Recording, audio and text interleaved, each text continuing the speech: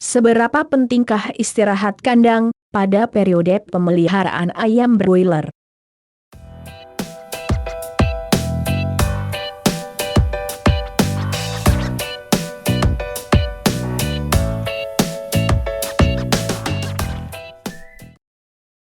Selamat berjumpa. Pada kesempatan kali ini kami ingin berbagi informasi tentang seberapa pentingkah istirahat kandang pada periode pemeliharaan ayam broiler.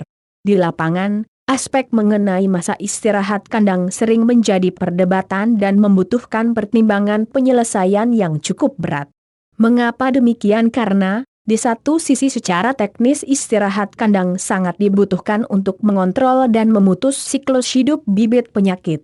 Namun di sisi lain, pertimbangan akan efisiensi waktu seringkali mendorong peternak untuk mengurangi atau bahkan meniadakan istirahat kandang. Bagaimana ini seharusnya disikapi? Ikuti terus video ini sampai tuntas, namun sebelumnya bagi Anda yang belum mensubscribe channel ini silahkan mensubscribe-nya dengan mengklik tombol subscribe di bawah, kemudian menyalakan ikon loncengnya untuk mendapatkan notifikasi untuk video baru tentang ayam broiler dari channel ini.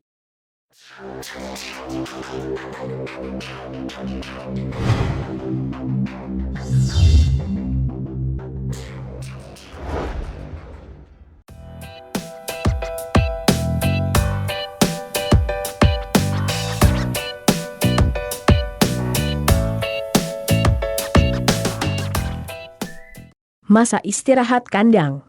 Setelah kandang dibersihkan dan didesinfeksi secara keseluruhan termasuk pengapuran lantai kandang, kandang perlu diistirahatkan selama beberapa waktu dengan menutup seluruh tirai luar kandang dan mensterilkan dari kunjungan orang ke dalam kandang. Secara umum, masa istirahat kandang minimal 14 hari dihitung dari waktu kandang selesai dibersihkan.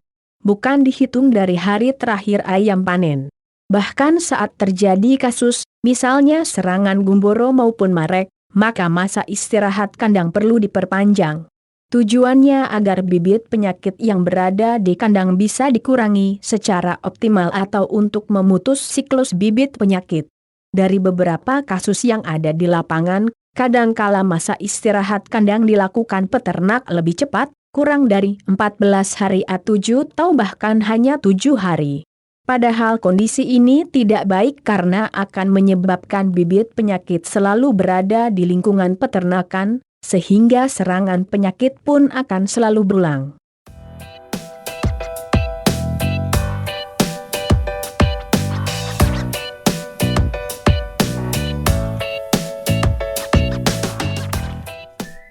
Pengaruh istirahat kandang terhadap performa ayam.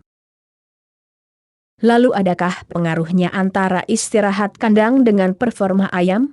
Dari penelitian yang dilakukan oleh Klasing tahun 2005 seperti dilansir oleh Infomedion Online diketahui bahwa ayam broiler yang dipelihara tanpa masa istirahat kandang, memiliki sistem imunitas lebih rendah dibanding ayam yang dipelihara dengan istirahat kandang selama 3 minggu.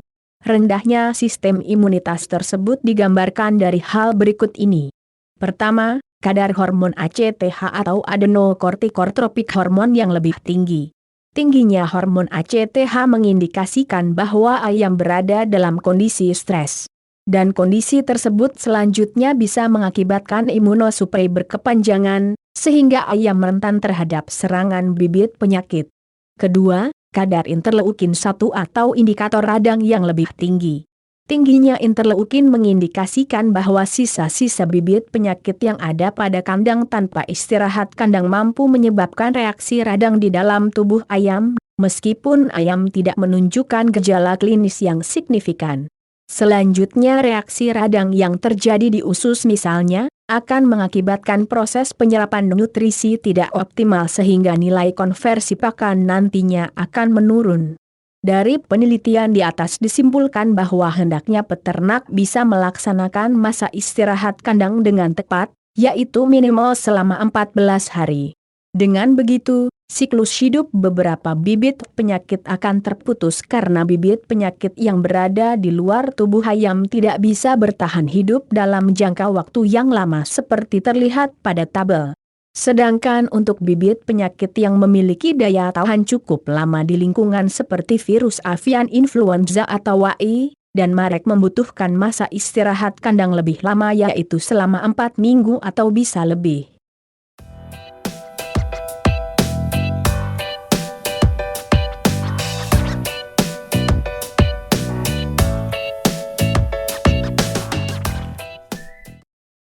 Apa yang dapat dilakukan peternak selama istirahat kandang? Selama masa istirahat kandang bukanlah waktu menganggur bagi peternak. Ada beberapa hal yang dapat dilakukan seperti 1. Pembuatan atau setting ruangan brooder yang dilakukan minimal 3 hari sebelum check-in atau kedatangan DOC.